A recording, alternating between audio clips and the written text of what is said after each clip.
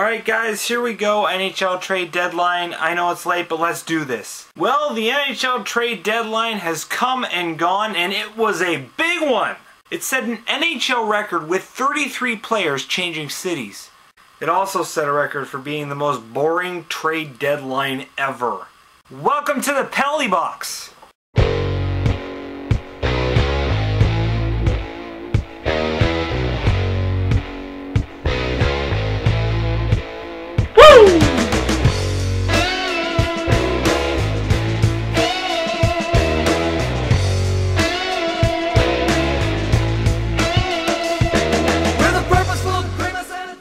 Well, to start things off, I would look at the other Canadian teams, but what is there to mention?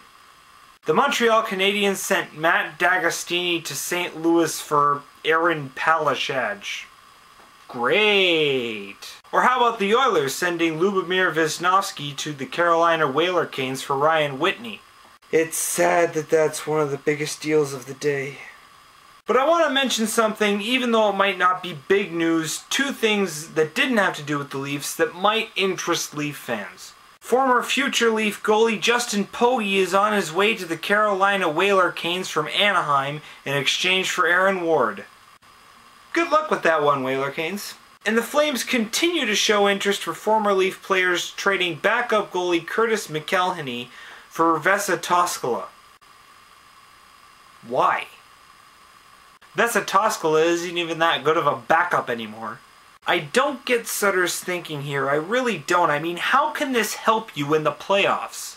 But he's continuing his push to have a roster made up entirely of former Leaf players. Who wants to bet he'll try and sign Ponikarovsky in the offseason?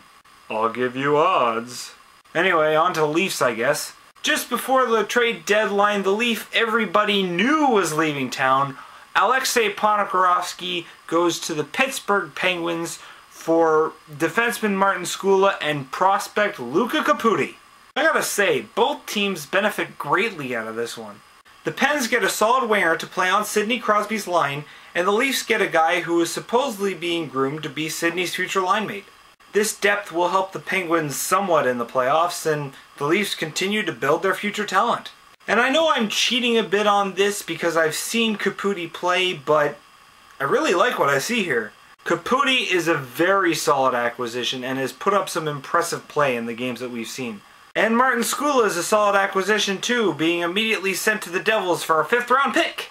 Next biggest deal, Lee Stempniak goes to the Phoenix Coyotes for a 4th round draft pick, a 7th round draft pick, and defenseman Matt Jones. I'm glad to see Stempniak and his massive contract gone, but don't you think we could have gotten something more? Honestly, a 4th rounder and a 7th rounder? Couldn't you have gotten a 3rd rounder or even a 2nd rounder? Because 4th rounders and 7th rounders almost never play a game in the NHL. Zetterberg and Datsuk are exceptions to the rule.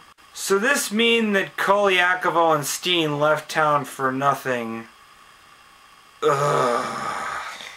Joey McDonald goes to the Ducks for an 8th round pick.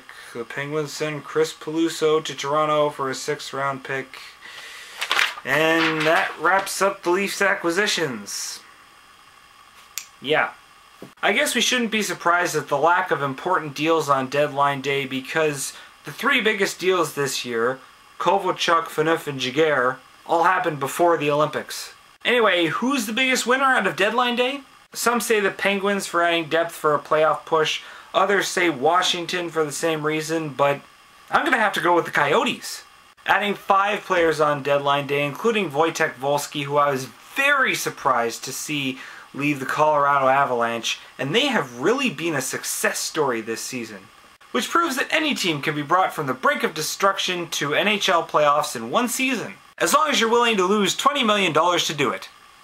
In other hockey news, Alexander Ovechkin is in trouble again after hitting Brian Campbell from behind face first into the boards. Brian Campbell is now out for the rest of the season and most of, if not all of, the playoffs as well. Alex Ovechkin received a 2-game suspension and issued a public apology. Now, I have mixed feelings about this. First of all, I'm glad the league took action cracking down on this kind of behavior. I mean, I like Ovechkin, he's an exciting player, but he's been the center of controversy far too often for his physical play. For example, his brutal knee on Sergei Gonchar last season in the playoffs. At the time I thought it was kind of no big deal, he made a mistake, but it seems that he's making these mistakes quite often. But while I am pleased that he was suspended, I don't think it's a stiff enough penalty, because Alexander Ovechkin sits out for less than a week, while Brian Campbell has to watch the rest of the season from his couch. If you miss 2 games, nothing really changes. Guys miss more than that for bouts with the flu. Anyway, let's hope Ovi smartens up soon. And to end, I want to make one random observation. One of my friends at work is a Habs fan, and we were talking the other day, and, well, let me point something out to you. Look at the past few opponents that we've played, and look at where they are in the standings. Winning against the Lightning, the Bruins, and the Sens, we're actually helping Montreal solidify their playoff position. I mean, with the Leafs beating the Sens on Tuesday, Montreal is now in 6th place in the playoff race, 1 point behind 5th place Ottawa. So Montreal fans, you're welcome. But we will be taking 2 of those points back on Saturday. Alright, that's it. I'm all caught up. Now it's your turn. Write a 2,000 word or more essay on why Heffiewiggle is the best YouTube vlogger and submit it on my desk by Monday. Just to warn you, I will not be grading on a curve. Go Leafs, go!